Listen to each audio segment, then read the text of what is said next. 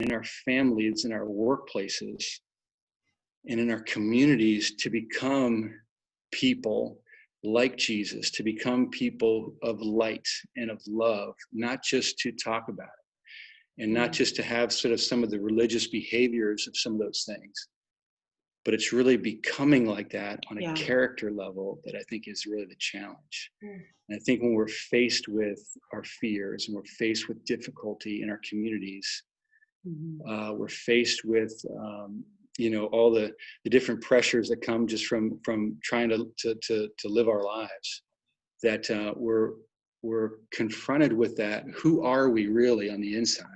And how do we grow on the inside? And how do we become and mature on the inside?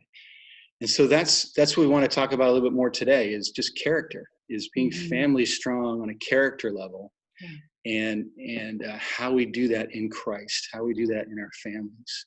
And we thought of no better people to be able to talk about that than Mark and Beth. That's right. Because we just love and admire their families, their family deeply, and their families, because they've multiplied families with their kids. And I think you guys are on grandkid number 3 right now, right? Yeah.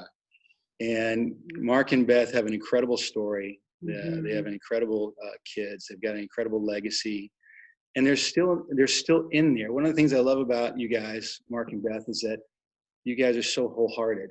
And when a lot of people would be maybe tempted to sort of take a little bit of a lesser role, you guys even throw your hat more in the ring, and you get more involved. Yes, you do. And you guys are so wholehearted. You guys are so all in with serving with all your heart, soul, mind, and strength. I just love your relationships with God and the way that you really strive to be deep and real and genuine there. I love your family, and I know your kids personally, and I really respect and admire them. And they've taken on your character and your spirit and your heart.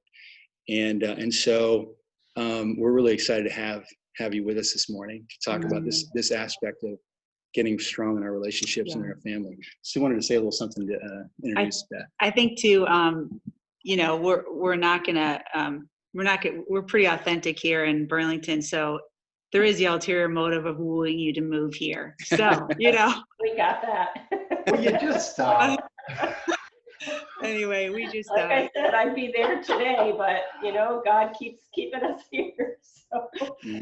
But one of the great things about our relationship with Beth and Mark too is just we were in a life team together. And for the last 5 years that we were in Boston, we got to be in a small group together, and just the miracle of that, of watching kind of true Christianity take place, and the number of special couples and singles and people that became Christians in that Bible talk of our time together. And that was just such a wonderful experience. I think with Beth in particular, her hospitality, her wisdom, her deep faith, and her humility have been like, if I'm in any situation, whether we're studying the Bible together with a college student, whether we're at a lesson together, is I just go, so Beth, what do you think? And then whatever Beth says, it really doesn't matter the last half hour of what I said. I go, yeah, what she said.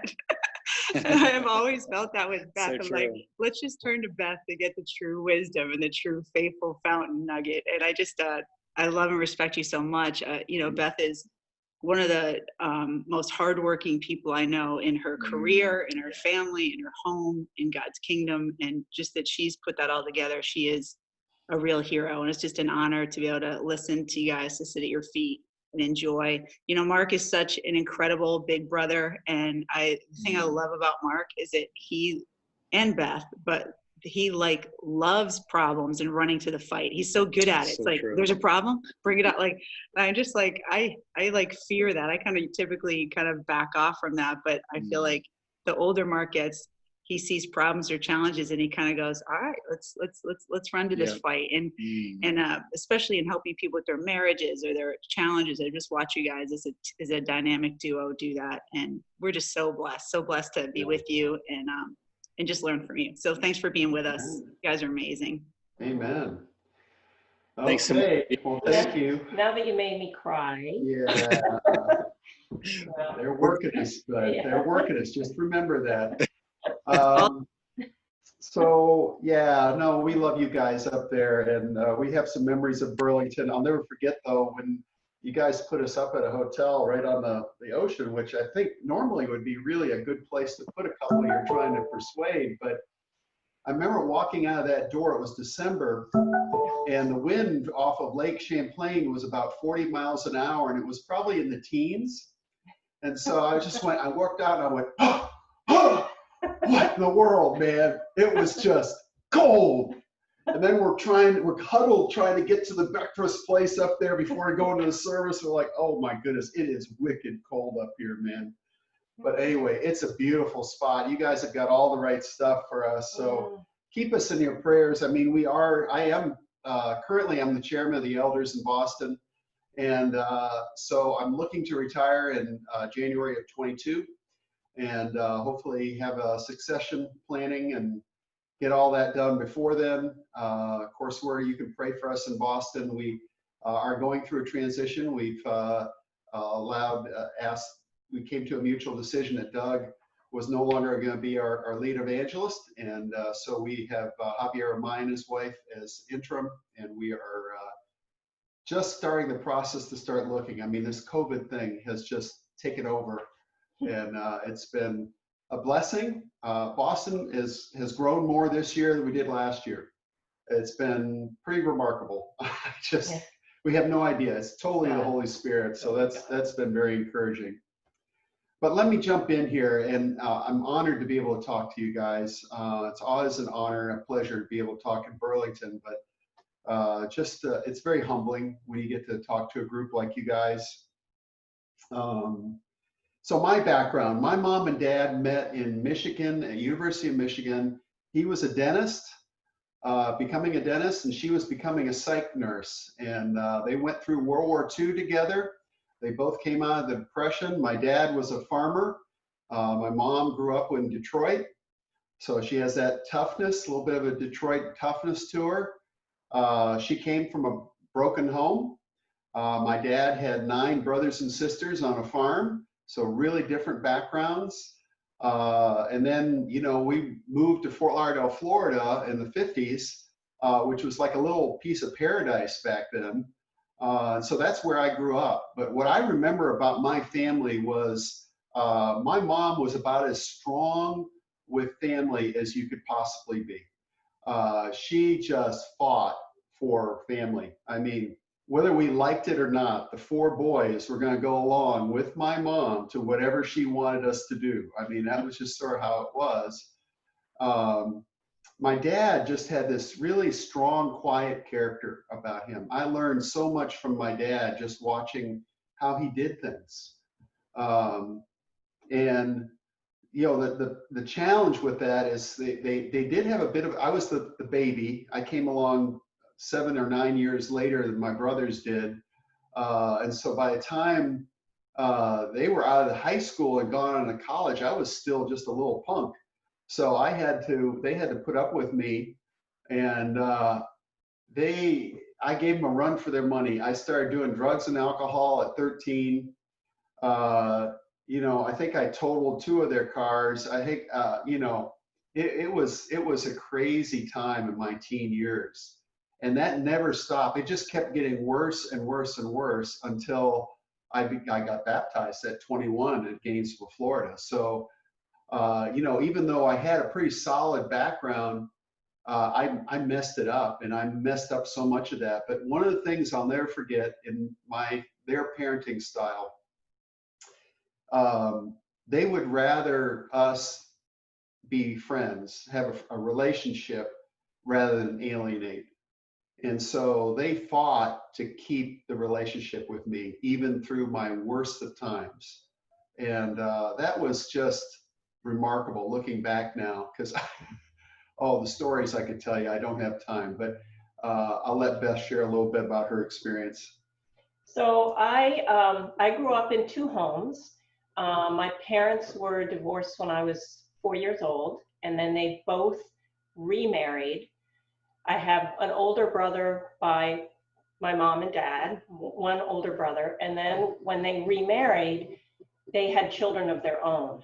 And so there's steps and halves and there's 6 of us all together. So I would spend summers and most holidays with my dad and my stepmom, and then I would spend the school year with my mom and my stepdad. And the good thing in all that was that they were very unified between the 2 households and how they parented. There was communication there on behalf of my older brother and me. So the 2 homes were quite different. The personalities between my step-parents and my parents were very different.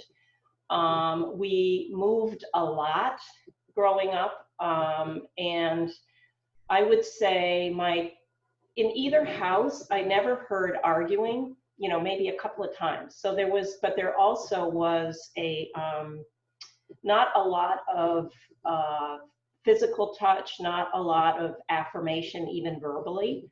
So there was correction, I would say, more than affirmation. And growing up in the 2 homes, I always felt like I was the stepchild in either home, because I didn't really belong, or how I thought was I didn't really belong in either family. And so, the consequences of that for me were, even in building my relationship with Mark as a young married and learning how to be a wife and how to communicate, we went through a lot just for me learning to affirm him, but also in our parenting, having to learn really godly qualities on how to love my children as they need to be loved, right? Yeah. So, for me, because of my drug and alcohol background, my character was shot. I had no character. I really, looking back now, I had no character. I hung out with drug lords, and it was a mess. And I was in New Orleans 2 years before I became a Christian. And so it got even worse in New Orleans and the people I hung out with there. So just to try and bring my character back after all those years, I just can't tell you how much it was the blood, sweat, and tears of my disciplers at the time who put up with my stuff and just very gently, very patiently helped me to rebuild my character. And like we're getting with a couple right now, do marriage counseling. And one of the things we've realized is similarly, their character has been broken because of things that they've been through in their life. And so we basically have taken them back to the beginning. We're starting premarital counseling with them. We're starting from scratch and sort of building because they've never had a foundation. And one of the things I would really encourage you to do is to evaluate, where am I at in my character? How have I formed? What have I grown in lately? What are still lacking? What is a strength of mine? I would even reach out to other people and ask them, what do you see in me? What do you see in me? What do you see in me that's good? What do you see in me that's still a challenge that you feel like I could really grow in? And I'm sure you'll get some great answers. If you just humble yourself and put yourself out there. It can be a little hard at times, but that was what I had to do. I mean, I was such a mess, and it took God 8 years before I met this one. It took that long for me to rebuild, to get to a place where I think God felt comfortable putting this young lady in my life. So then we got married, moved to Boston, and it was remarkable what God did. He put 2 couples in our life right away. The Turnbulls came from New Jersey, and they were a young, vibrant couple. But what they taught us was to be a team. The couple that was discipling us before, they acted like 2 singles. They were the first ones to no. You guys need time together.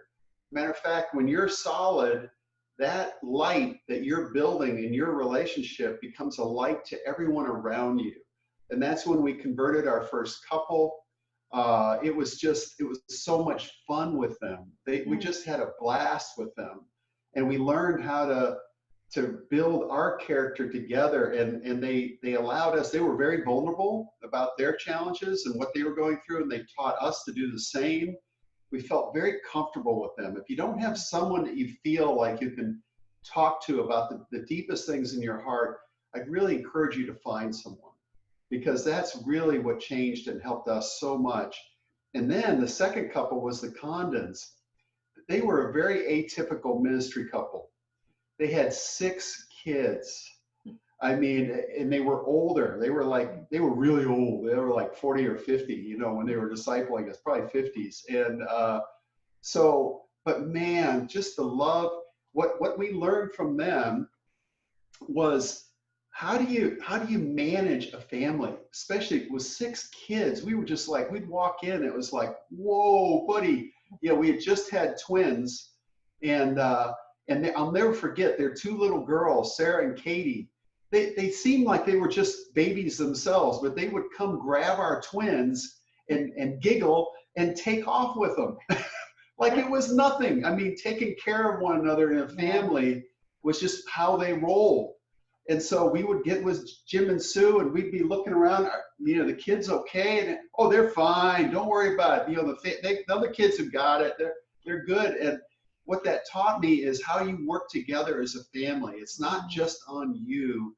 You actually teach your kids to help out. We're watching, you know, our son, John, and his wife, Rachel, do this with Ben now, with little Rory. They've been locked down for 4 months. And so they're their only friends right now. Mm-hmm. And so Ben has had to learn as a 40-year-old how to take care of his little 1.5-year-old sister and become her friend. And it's so cute to watch that. But that's what you're looking for. You're looking for building that kind of unity. And then 2 people, the McKeans and the Markses, taught us something I'll never forget. We went to the McKeans' house with our twins. This was Randy and Kay. And the first thing they did is they had their kids come out and greet our kids and really make them welcome and sort of help them around to play. And then when we left, they each brought each boy a toy of theirs to take with us. I was like, really? This is your toy? Yeah. But it just really impressed me, you know, giving to another child, teaching your children to be givers, to welcome other children and to be givers in that.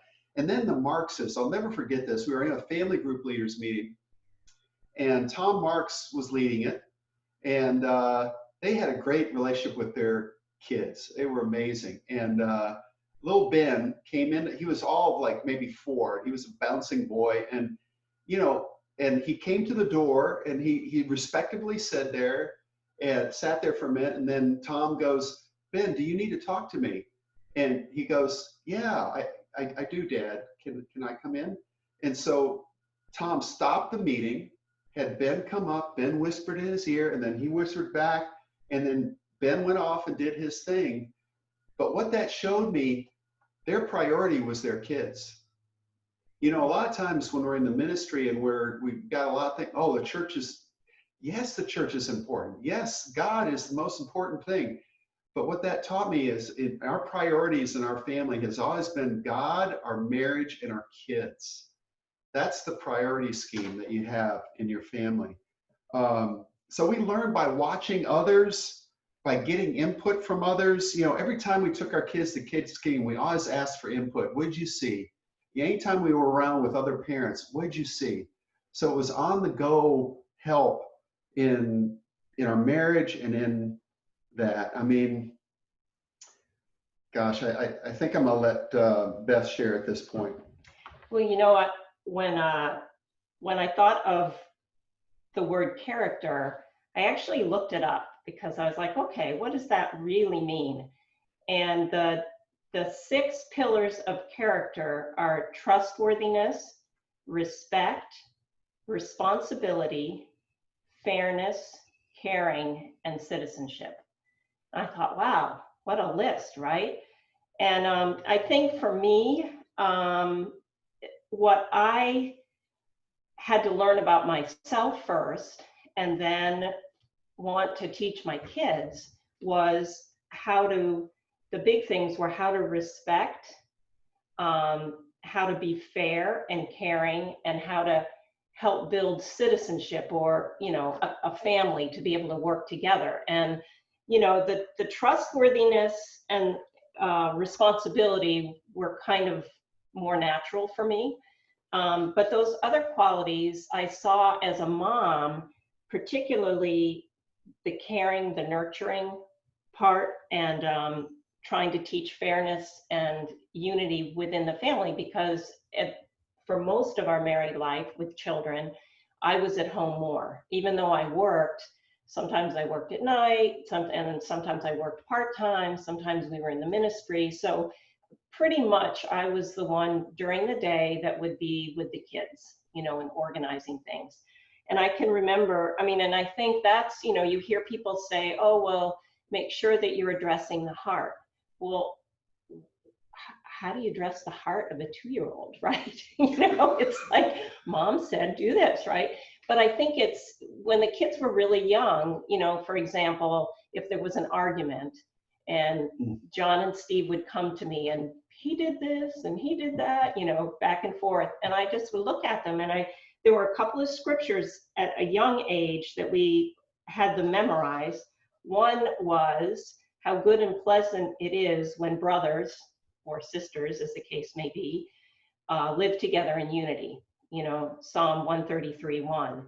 And that was really important. And that they learn to live together in unity. And so if they would come to me, any of the kids in an argument, I would think for a minute and I'd say, okay, so who did what was right here? Let's talk about it. Instead of just going right to the, don't do that, don't treat that, don't treat your brother that way, or don't do this, getting them to talk about what happened, getting them to understand that each one of them had a role in the argument or whatever happened. And so really learning to listen, to talk through things, to take the time. And, maybe something happened in the grocery store and I couldn't just talk about it right then, but it would be, okay, you guys, when we get done and we get to the car, we're going to talk about this, But I think, and then praying with them and always trying to bring it to conclusion with forgiving each other, right? I think that's so important. It's so important in our relationships. And I think the thing that I thought about is really providing a safe place. And I know that's what, Mark talked about before, that a safe place for each other, where we can freely express what's on our hearts, but a safe place for our children, right, I think is so important. And so it doesn't matter what's going on, it doesn't matter what's on their heart, no matter what their age, to provide that listening ear and the support. And I know that through the teen years, particularly for us, we had one of our kids that was the lawyer of the family. And so everything was, an argument, a discussion, a this, or that, he wanted to go back and forth. And I had a counselor tell me one time, we happened to be out and we met this couple and she was a counselor, and she said, Beth, at that age, kids are trying to figure out their convictions. And so it's not really about you, the back and forth. One time he said, I said, hey, I don't want to say his name. Maybe you should run up and take a shower. And he's like, a shower? I don't want to take a shower. If I go upstairs and take a shower and I don't want to, then I'm a hypocrite. So it would be like these discussions like this going on. And I had to really pray not to get exasperated, but to realize that he's trying to figure out his own, what he believes. He's trying to figure out who he is. And so I had to give a lot of grace at that time. Great. And these principles we're talking about don't just apply in like a family with, a husband, wife, and kids, or with a single mom and your children. It's family in every sense. That's a microcosm, but even in the church, these principles all still apply. One of the things that I just encourage you as a group is this group here is your large family. And you should look at it that way. It's not just the church, it's your family. These are your family. And how would you treat each other as a family? You know, that interactions with each other, being willing to put it out there. I mean, one of the things I appreciate about my relationship with Steve is we both were willing to put it out there. We had some incredibly deep conversations, vulnerable conversations with tears.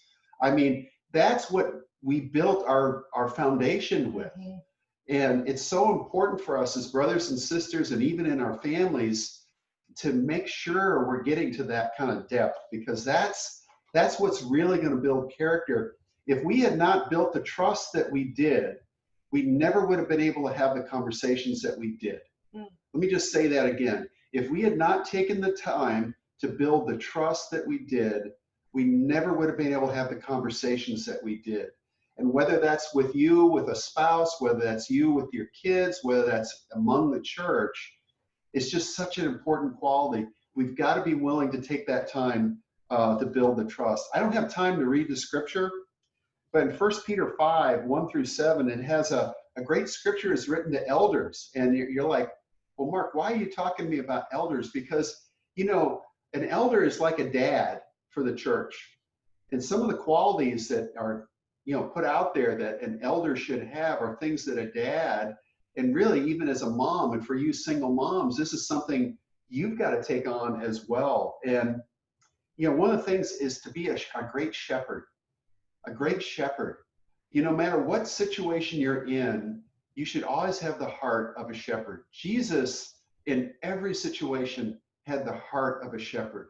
Even when Jerusalem and the Jews were giving him the hardest time, what did he do? He cried over Jerusalem. You know, you can never lose your shepherd's heart. If you're going to be a dad, you're going to be a mom, if you're going to be a shepherd in the church, if you're going to be a brother or a sister to one another, even as a child in a family, as a teen in a family, you need to have a responsibility. Feel like it's your job to be a shepherd. What can I do that can help the family? What can I do that'll make a difference in my family?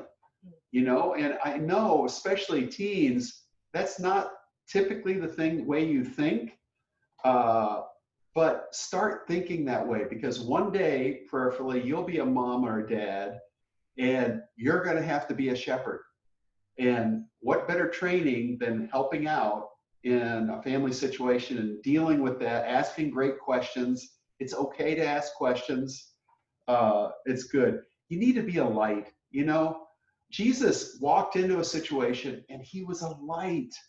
Everywhere he went, people were just drawn to the light of him. The question I would have for you this morning is, how bright is your light? How bright is your light? You know, we could talk about character, but honestly, what Jesus brought into the world was light. And what are you bringing? You know, are you bringing light with you everywhere you go? Or are you a bit of a cloud? I never forget, you know, with the Peanuts characters, you know, you remember the one with a little dirt? You know, that one used to crack me up, because everywhere he went, you know, the dirt went with him, you know? And so I think for us, you know, what do we bring? You know, I mean, everybody brings something, and you may not be self-aware of what you bring. You know, part of what you can do is sort of take a little notice. Do people really enjoy being around me? Do I bring positive energy to a room? Do I really try to help, or am I more to criticize? You know, is it more of a darker side or more of a lighter side? And I know there are times when we need to get, you know, positive reinforcement about what we need to change. But boy, encouragement goes so much further than just a lot of criticism. Let me say that one more time. Encouragement goes a lot further than a lot of criticism. So be someone who can encourage. Yeah, I was going to say that I think it's important to remember that stages of life change, right? That sometimes we can find ourselves either in a difficult situation, you know, our family's going through something difficult, but remember, it won't always look that way. And, you know, I love when the Apostle Paul says to be content in all circumstances. And I think for me, that's something, I can be a person that feels like, oh no, you know, like we're in this struggle and I can't see beyond it, you know, like I can just kind of get in the struggle and allow it to overtake me. And I think so for me, I've had to really learn to go to the scriptures. And of course, with the whole pandemic thing and, you know, life, it's forced its hand. You know, God has said, be still and know that I am God. And so that's a good thing. But I think so learning to be content, what do I mean? For me, it's meant learning to trust God, learning to trust that he has a plan. He's moving and working even when I can't see it.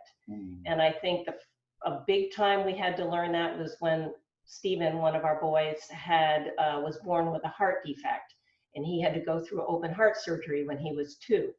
And so during that time, I begged God. I said, God, if Stephen is not going to make it to heaven, take him now, because I know he would be in heaven. And that was a hard prayer to pray. You know, fast forward to right now, in the here and now, and Stephen is married. Stephen and Nicole, you know, they're kind of on this journey, and we don't necessarily agree with this journey that they're on, but I have to trust that they are still seeking God. They're still figuring out life, and that God has a plan, and that they're going to be in heaven. And I can claim that promise that God will keep him safe, you know? And so I think when you go through challenges, that's really important. You know, right now I'm in a whole different stage of life. My 90-year-old mom is living with us, you know? She won't always be here. So when I have a hard week with her, to remember, you know, to cherish the time with her, to, you know, to look at it as an opportunity, not as an obstacle, right? And so I think those are the things that have been really important to learn. Yeah, so as I close, just, you know, what I've been learning lately is we're reading through The Forgotten God as a group, which is a book about the Holy Spirit by Francis Chan. And, you know, it talks a lot about, you know, we hate not being in control. I don't know about you. Maybe you're just the opposite of that. You love people just to always take charge of your life. But it's not typically something that we enjoy, is when we feel like we're not in charge or we're not in control. Right now, we're going through one of the most uncontrollable things that we can possibly go through. And it can stress us out majorly. But this book has been really good, and the timing has been good, because I'll give you an example. On Friday, I just had a prayer in the morning. I said, Lord, today I want you to take charge. I want you to direct my steps. I want you to direct my thoughts. I want you to direct my words. I want you to direct the phone calls. I want you to direct who I should talk to, everything. And I got to be honest, it was one of the busiest days I have ever had. I went for like 10 hours straight, just one thing after another. You know, it was just one of these crazy days. But in the end, I look back, I didn't feel stressed. I didn't feel overwhelmed by the day. I actually felt pretty energized by the day. And I realized the difference was I had let go. It was no longer me having to do it all. And it just reminded me of Jesus when he talked about his Father. He says, you know, apart from the Father, I can do nothing. And if that's the attitude of Jesus, and you look at Jesus, not much riled the man. I mean, it was pretty amazing. He'd sleep through a storm. I mean, who does that? And I think for us right now, as we go through this, what I would encourage you to do is to try and fight for letting God take charge. It's one of the hardest things for us to do, but fight for God to take charge. Because, you know, when I think about who's a great dad, who's a great mom, the Bible doesn't have a ton of great examples. It just doesn't. But who's the best example is God. God is the best example.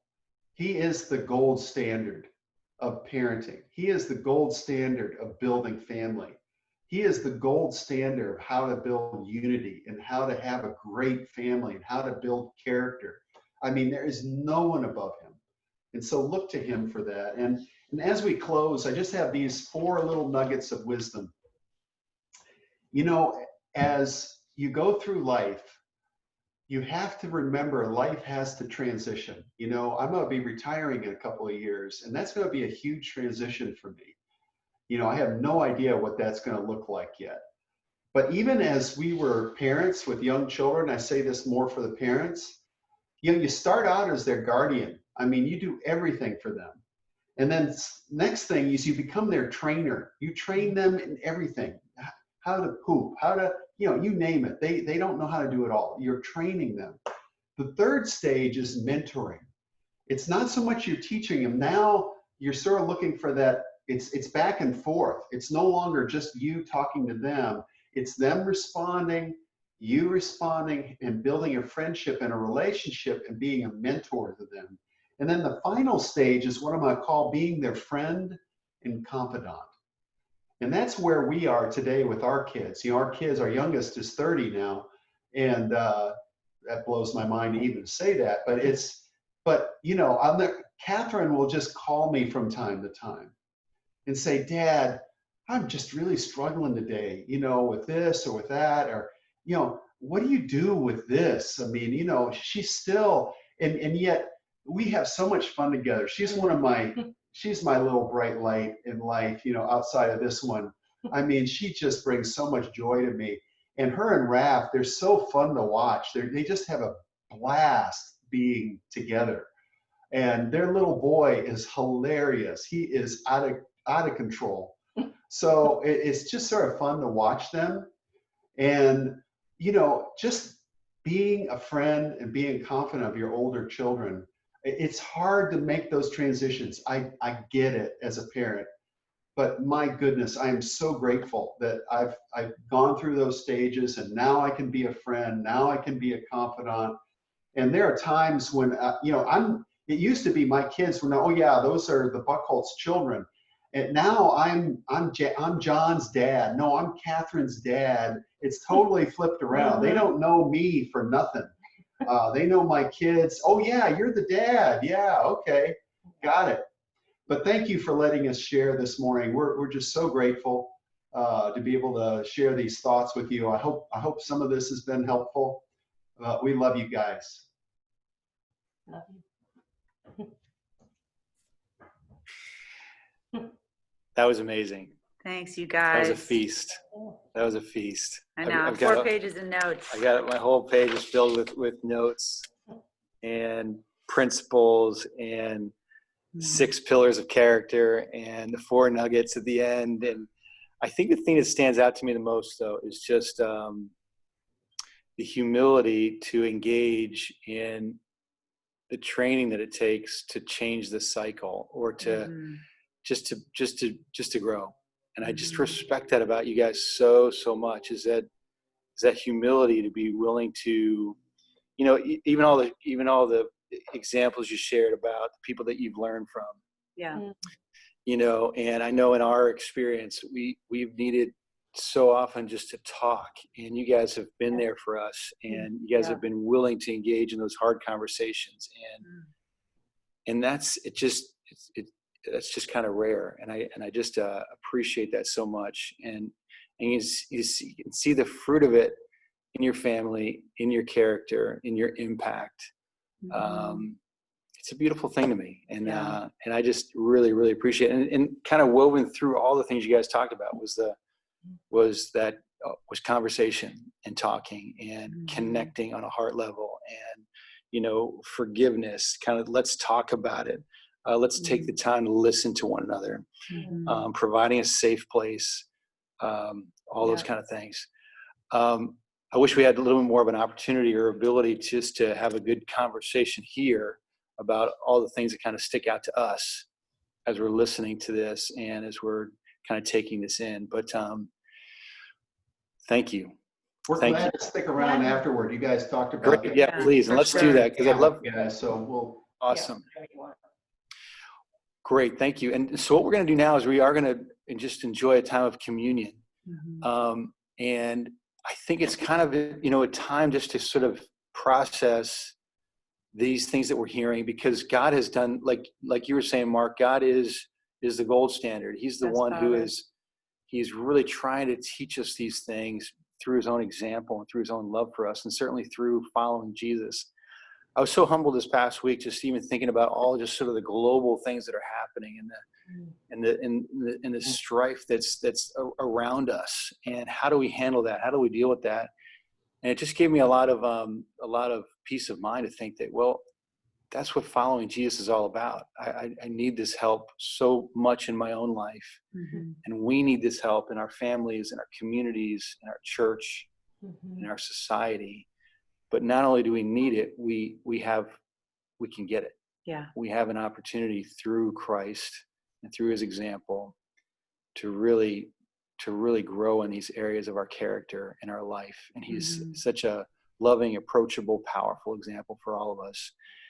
And I think that's why we take communion each week, is just to be reminded. Yeah.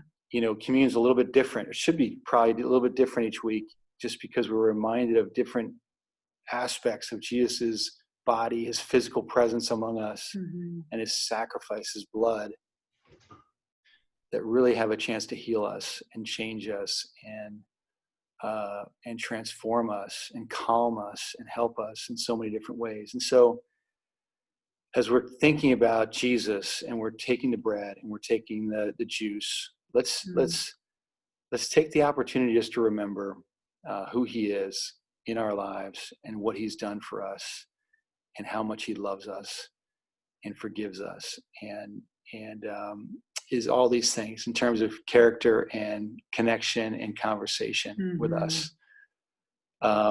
Let's pray, and then let's just enjoy a few moments of just celebrating the communion together. Let's pray. Father, we are humbled, God, by just your love for us, your acts of kindness towards us, your forgiveness of us, your extreme acts of love towards us, to serve us, to lift us up, to heal us, to breathe life into us. God, you are extraordinary. Jesus, you're amazing. And we are just so thankful that we get to really walk in your ways and walk in your path, Father, where there is light and where there is love and where there is life. And Jesus, you provided us that in every way. Help us even now as we just consider Jesus. Help us to focus. Help us to feel more rooted in your love, and help us just to be overflowing with gratitude as we think about you, Jesus. Lead us by your Spirit. We love you and we thank you in Jesus' name. Amen. Amen.